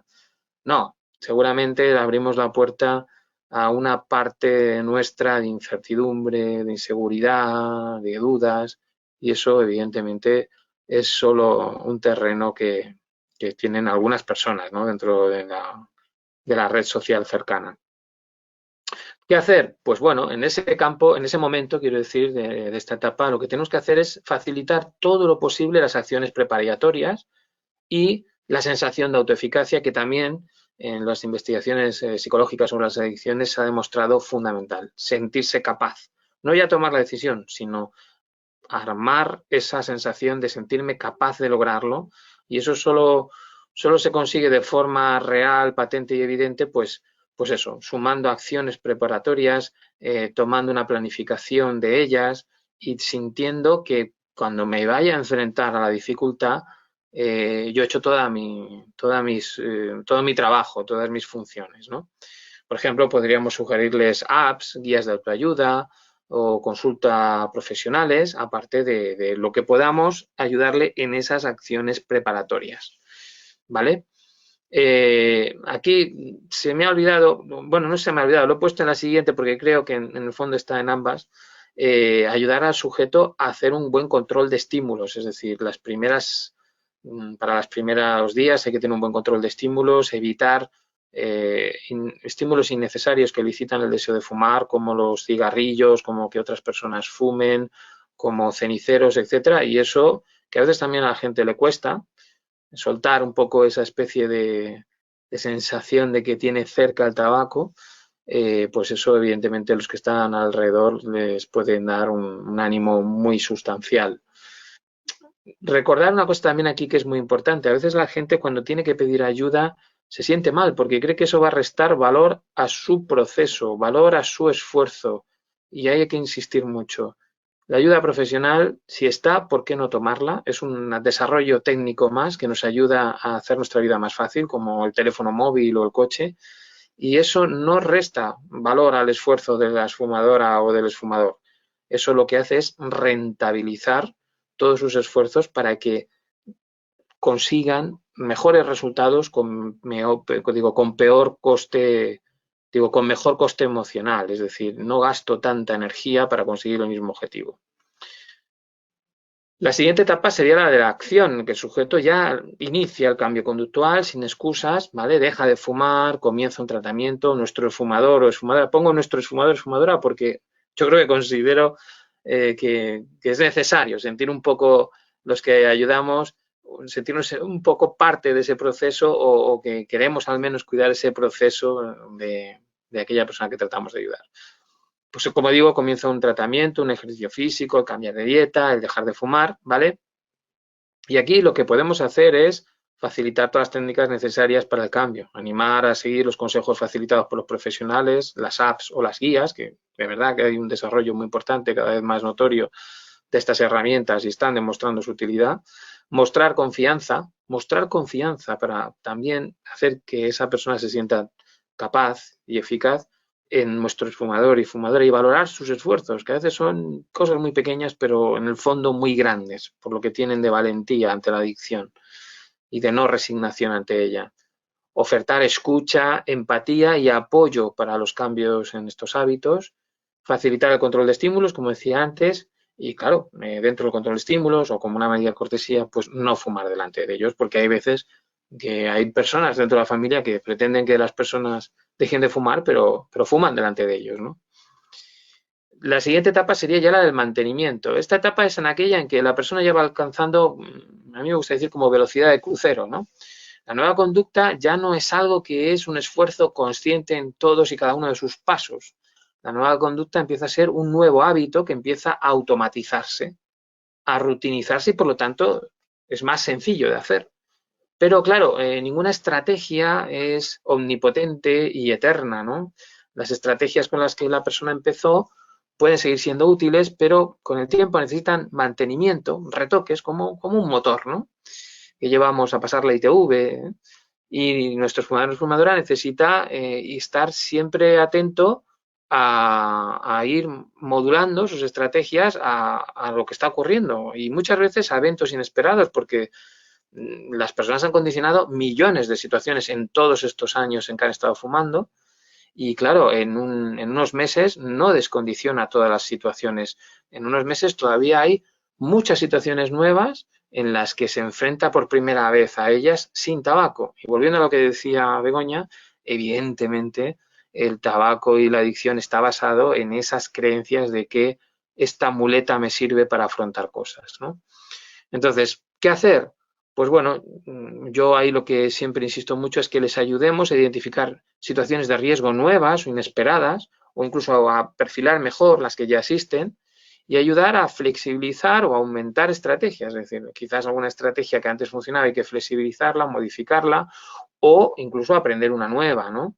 Por ejemplo, sugerir afrontamientos más progresivos de alguna de estas situaciones, solicitar nuevas estrategias a los profesionales, conversar con ellos sobre el deseo que aparece de repente o que aumenta de repente y la aparición de nuevas situaciones, porque ellos, su parámetro fundamental es el deseo interno de fumar que tienen. Y muchas veces se olvidan que eso está en conexión con situaciones y necesitan una voz externa que les diga, oye, esto no ha aparecido de repente, que es lo que más les aterroriza.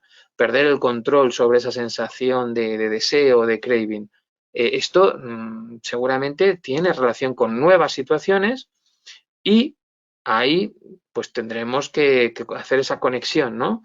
Y si controlamos bien las nuevas situaciones a través de buenas estrategias o de estrategias nuevas, modificadas o adaptadas, pues seguramente controlarás el deseo, que ya os digo es lo que más les aterroriza muchas veces. No saber cuándo acabar ese deseo, no tener el mínimo control sobre ellos, ¿no? Es una especie de lo que en psicología se llama indefensión aprendida, ¿no? Luego, por supuesto, mantener el apoyo y la empatía y el refuerzo a largo plazo. Y digo a largo plazo porque cuando la gente ayuda a dejar de fumar, yo veo que pasa una cosa muy curiosa, ¿no? Que ayudan a las 2-3 primeras semanas, ¿no? Esto es como cuando nos dicen que una persona ha sufrido, le han diagnosticado una enfermedad muy grave. Al principio es una riada de apoyos que a la persona incluso le cuesta gestionar, llega incluso a estar fatigado de contar tantas veces lo que le ha pasado, lo que le han dicho, pero en muy poco tiempo es toda esa corriente de solidaridad, de apoyo y de refuerzo desaparece. Entonces, no, tenemos que mantener el refuerzo a largo plazo. Cuando nosotros tratamos a personas con programas de 2 y 3 meses, nos damos cuenta que por ejemplo, al mes y medio, ellos todavía están en pleno esfuerzo y para su entorno ya esto de dejar de fumar es un tema del que se habla poco o nada y que ya muchas personas de su entorno consideran que deben haber ya superado o que debe complicarles la vida, bueno, poco o nada, ¿no? Y no. Probablemente a la cuarta o la quinta semana todavía están y quizás ahí es cuando todavía necesitan con más hincapié nuestras ayudas. Luego, dentro de este modelo hay dos cosas fundamentales, ¿no? Que es la caída que entendemos como el retorno puntual a la conducta previa, es decir, pues un pequeño desliz, fumar un cigarrillo, unas caladas. Esto normalmente hace que mucha gente, ellos mismos, los propios exfumadores, den por tirado el proceso y los que le rodean también. Y yo creo que este error es muy importante no caer en él. Desgraciadamente, la mayor parte de los pacientes no hacen un proceso lineal. Las caídas no las justificamos, no las animamos, pero es cierto que suelen ser algo que suele ocurrir, suele ser algo frecuente. Entonces, lo que hay que tener siempre muy en cuenta es que no debemos juzgarles, que debemos otra vez brindarles nuestro apoyo, mostrar esa confianza de la que hablaba, recordarle que un fallo ocasional no acaba con todo el proceso, ¿vale? Esto sería como querer tirar un coche que hemos estrenado hace un par de meses, simplemente, pues yo qué sé, porque tiene una pequeña rayadura o porque se le ha pinchado una rueda. Pues no, el coche sigue siendo un buen coche, un coche recién estrenado, y hay que hacer esa pequeña reparación y seguir con él y seguir disfrutándolo, ¿no?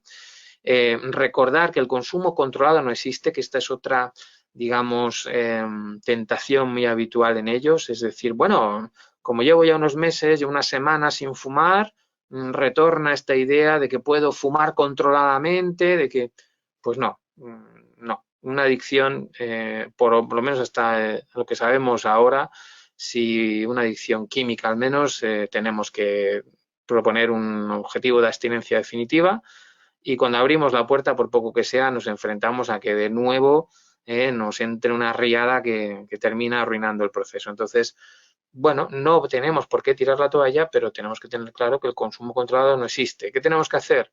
Pues animar a la persona a que vuelva con la máxima urgencia de abstinencia, ¿vale? Podemos respetar su proceso y su tiempo, pero en principio el consejo general sería vuelta inmediata a la abstinencia.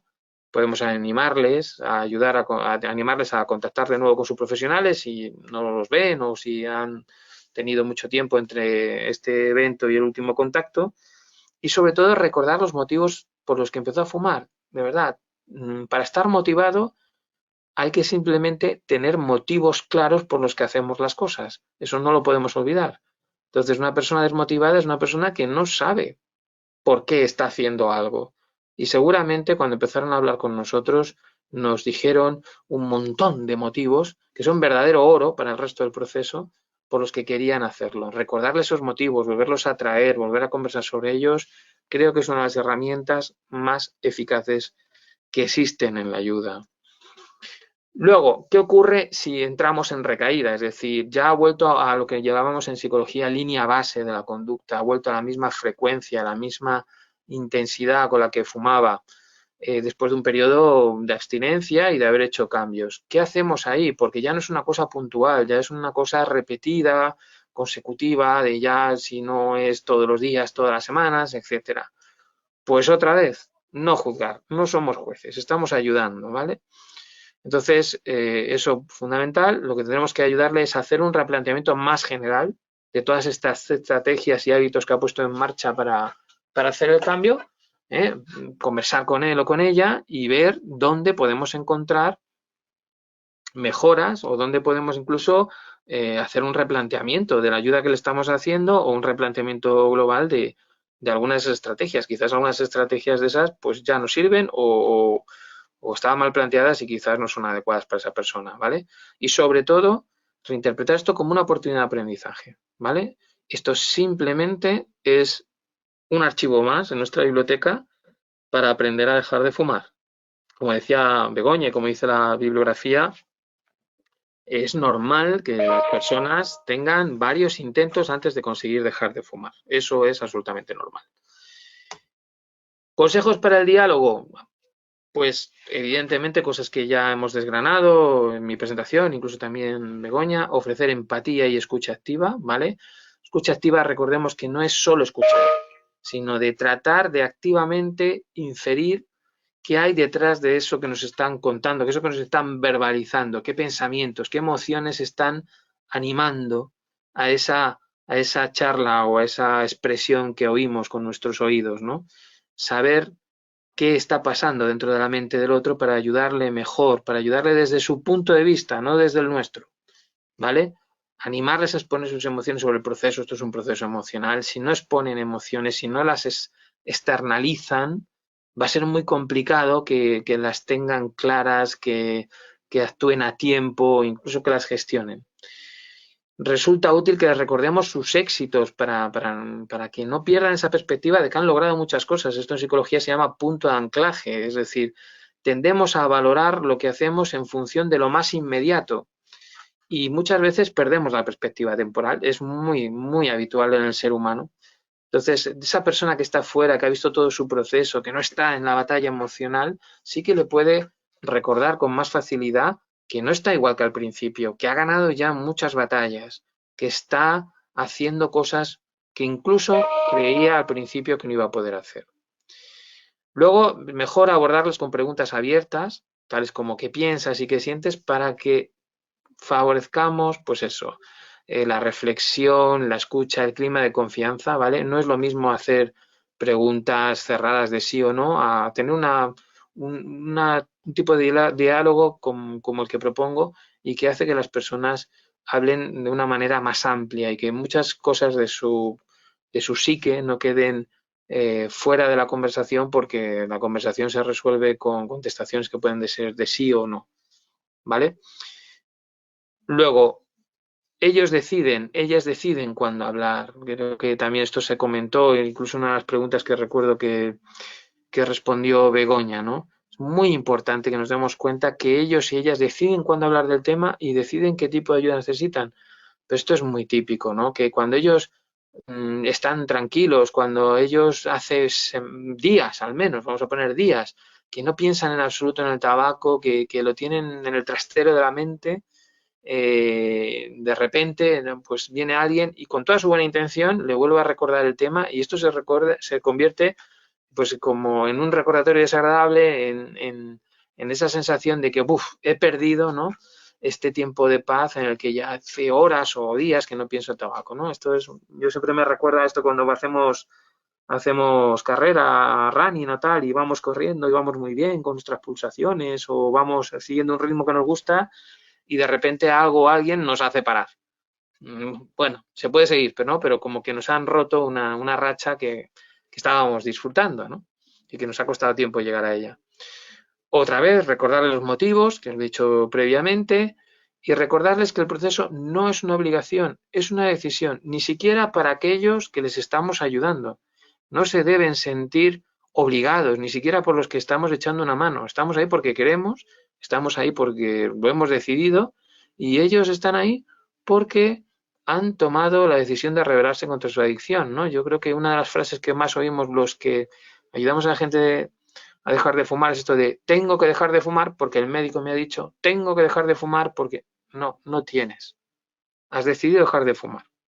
Y aunque seguir fumando trajera consecuencias horrorosas, nadie va a poner una pistola en tu cabeza. Tú decides si aceptas seguir fumando y asumir esas consecuencias y tú decides si te rebelas y dejas de fumar para evitarlas. Pero es una decisión tuya. Como decía Begoña, hay que poner al sujeto, es como una especie de vedette que tiene que estar en el centro del escenario con todos los focos sobre ella. Él y ella, él o ella, son solamente los que deciden.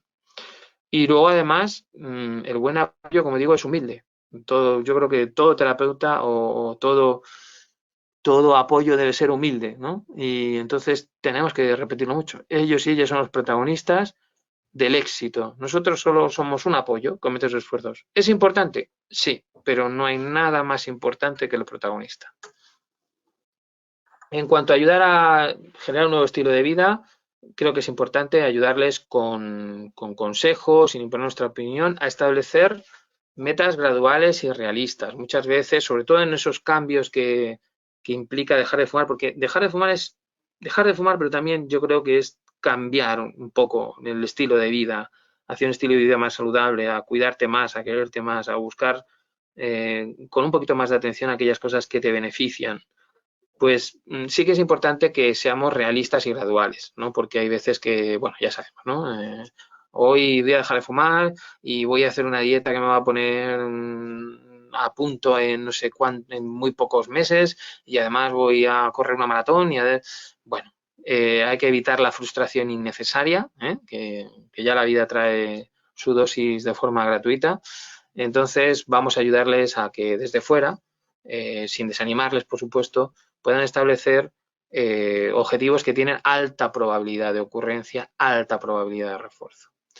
Reforzar, como digo, y reconocer no solo la abstinencia, sino todos estos cambios que facilitan el estilo de vida saludable y que van haciendo que el dejar de fumar sea más probable. Es decir, cuanto más cambios en el estilo de vida hacia una forma saludable encontremos o animemos, seguramente va a ser más probable que la persona pues tenga éxito en dejar de fumar y que disfrute, ¿no? de dejar de fumar como un proceso no único, sino global, ¿no? Como un planteamiento global. Evidentemente, ofrecerle apoyo para todas esas actividades que pueden empezar desde tiempo, ayuda, compañía, conocimiento, soporte económico, etcétera, y valorar si podemos convertirlo en un objetivo común con ellos. No mismo no todos, pero algunos de esos cambios, pues oye, también podemos hacerlos de forma compartida con ellos y evidentemente no hay nada más importante para un ser humano que la compañía y el refuerzo social. Si hay que elegir un refuerzo sobre el resto de refuerzos, el refuerzo con el que me quedaría sería el refuerzo social, ¿no? Entonces, si esas nuevas actividades están dotadas del refuerzo social de otras personas o de aquellos que me echan una mano, pues qué mejor, ¿no? Y evidentemente hacerles entender que tienen que reformular su ocio, el cambio, el ocio es fundamental en la salida de las adicciones, porque evidentemente, aunque sea algo que objetivamente, científicamente, biológicamente es negativo, el fumar es negativo, el fumar es un problema, el fumar es insalubre, pero a nivel psíquico, y no somos objetos, somos sujetos y por eso somos subjetivos, a nivel psíquico lo que está haciendo la persona es renunciar a algo que considera agradable, a un reforzador. Entonces, yo siempre he creído que para salir de una adicción hay que trabajar muy seriamente el ocio de la persona que está saliendo de la adicción, porque evidentemente esa tasa de gratificación a nivel subjetivo se reduce. Me estás quitando algo que considero muy importante para mi tasa de gratificación diaria. Entonces, pues no encuentro otra manera más adecuada de abordar ese tema que compensarlo y trabajando ese ocio para que sea más divertido, más constante, más variado, con cosas que ya están o con cosas que puedo iniciar. Creo que eso de verdad es fundamental. Esto no solamente es sacrificio, esto también tiene que tener un componente de diversión, porque nadie compra un sacrificio para toda la vida. Y bueno, esta sería mi propuesta. Espero que os haya gustado. Como os digo, es una mezcla entre lo que lo que podemos encontrar en la bibliografía y lo que he ido poco a poco aprendiendo de todos estos años de apoyo a personas con adicciones, que espero que sirva, que espero que ayude, porque no hay nadie más valiente que aquella persona que se enfrenta a sus adicciones. Así que ánimo, ayudarles, que seguro que merece la pena. Pues bueno, muchas gracias por vuestra atención y ahora estoy a vuestra disposición para vuestras preguntas. Pues muchísimas gracias, Pedro. La verdad es que han sido 20 minutos muy enriquecedores, sinceramente, y hemos aprendido bastante. Me ha llamado la atención varias cosas de las que has comentado. Me quedo con una que sí que es cierto que los que hemos sido pacientes de cáncer en este caso, lo hemos vivido y lo seguimos viendo, sobre todo en los tiempos actuales del coronavirus, ¿no? Eso que has dicho de que al principio, en las primeras semanas, todo el mundo está ahí para apoyarte, ¿no? Y luego a partir de esas 2 o 3 semanas, pues como Solo que, quedan los ¿no? elegidos. Eso es, como que se va disolviendo todo y que te quedas muy solo, ¿no? Yo creo que es importante que el apoyo este sea continuo. No, a lo mejor no tan intenso como nos gustaría, pero menos intenso, pero más tiempo, ¿no? Pero sostenido. Eso es. Eso es. Yo creo que en esta época del coronavirus, yo creo que también es algo que deberíamos todos tener en cuenta, Y que bueno, en las esta época intensidades del estamos principio luego nos aprendiendo, pueden pasar factura. claro, yo creo que en esta época estamos aprendiendo lo importante que es el refuerzo social para nuestra conducta.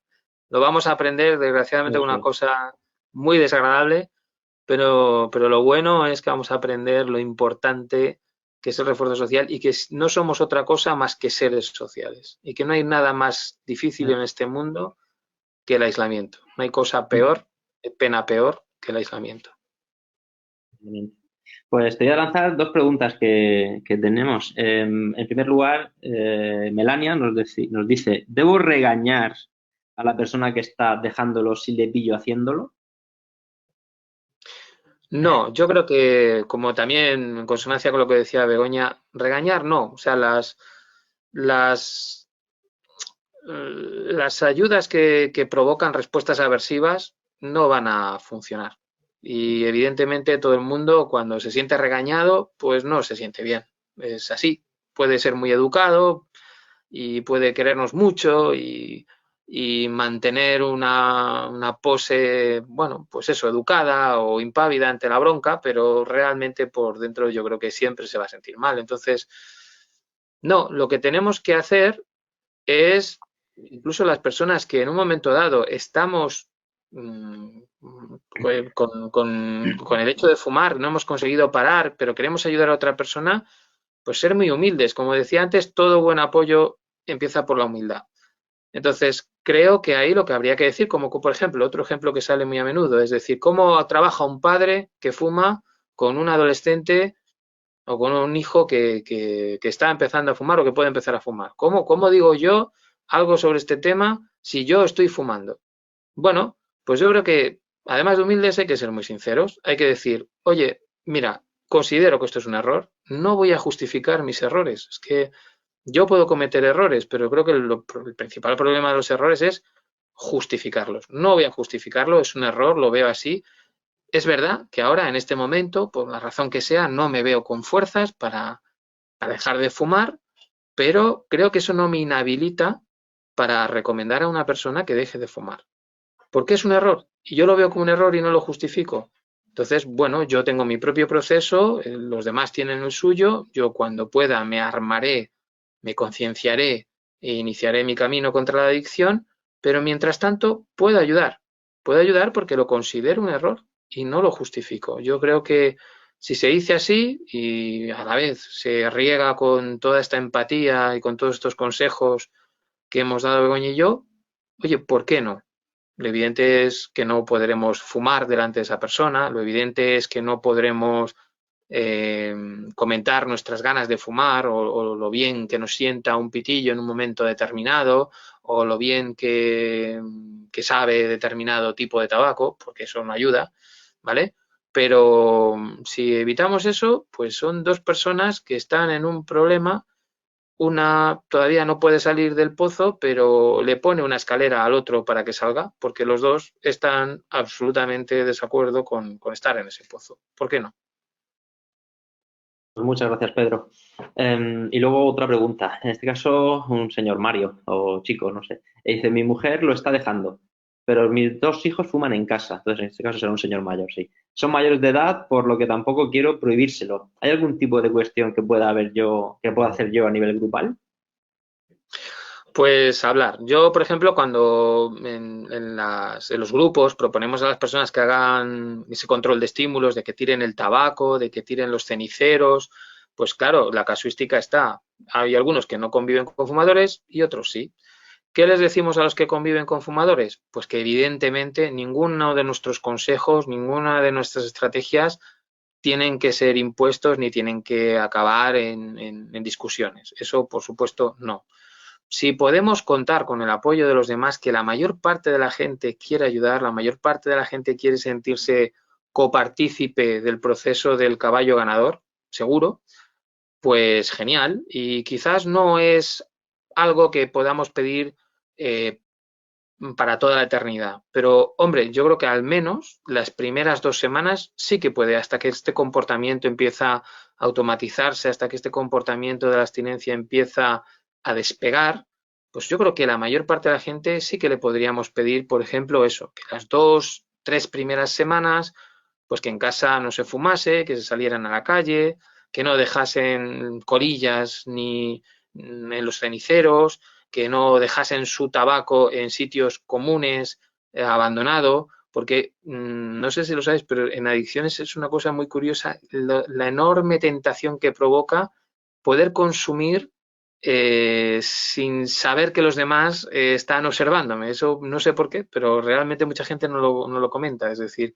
no hay nada más tentador que que los cigarrillos abandonados de otro miembro de la familia en ese momento que estoy solo en casa y que puedo fumar y nadie se va a dar cuenta o se va a dar cuenta un poco más tarde, ¿eh? Entonces, yo creo que se puede pedir esas pequeñas colaboraciones iniciales. Luego, pues ya está ahí en la dinámica familiar, en el apoyo que queramos establecer, hasta cuándo la extendemos. Pero por lo menos al principio, sí, 2 o 3 semanas, de que no nos vean fumar, de no comentar nada sobre el tabaco, sobre mi consumo de tabaco con ellos y de hacer el control de estímulos. A partir de ahí, bueno, pues ir un poco normalizando y regulando, porque también es cierto que los fumadores van a seguir en un mundo con fumadores y tienen que acostumbrarse, ¿no? a lidiar con situaciones con fumadores. Pero las 2, 3 primeras semanas las considero críticas. Si a pesar de todo esto lo que va a generar es una discusión, una cierta dificultad familiar, pues bueno, pues entonces el exfumador o la exfumadora va a tener que trabajar con las cartas que le han tocado y bueno, pues lidiar con eso. ¿Con un poquito más de dificultad? Sí, pero tampoco es imposible. Tampoco quiero hacer llegar la idea de que si no hay gente a mi alrededor evitando fumar, estoy absolutamente ya determinado para fumar toda la vida. No, no es cierto. Es simplemente un poquito más fácil, pero también se puede hacer. Pues entendido perfectamente. Pues muchísimas gracias, Pedro. No tenemos más preguntas, así que nada, no solamente me queda darte de nuevo las gracias por tu altruismo y por tu disposición siempre que hemos contado, que hemos querido contar contigo. Y nada, que de verdad que muchísimas gracias y que te mandamos un fuerte abrazo y gracias por todo. Pues igualmente, de verdad, si ha sido útil, es la mejor recompensa que se puede tener. Un abrazo para todos y nada, hasta la próxima. Gracias, Pedro. Bueno, pues muchísimas gracias, Pedro, muchísimas gracias, Begoña, muchísimas gracias a todos los que habéis estado presentes en este seminario online. Muchísimas gracias por la asistencia, que es, como decía, este seminario se queda grabado. Recordaros que el próximo martes tenemos otro seminario que es ¿qué medidas son necesarias frente al tabaco? Así que a todos los que no estéis inscritos os animamos a que os inscribáis. Y poco más que deciros, que muchísimas gracias por vuestra asistencia y que esperemos que cualquier duda que tengáis nos la hagáis llegar, como os decía, a esta dirección de correo electrónico que tenéis en pantalla. Muchas gracias y hasta el martes que viene.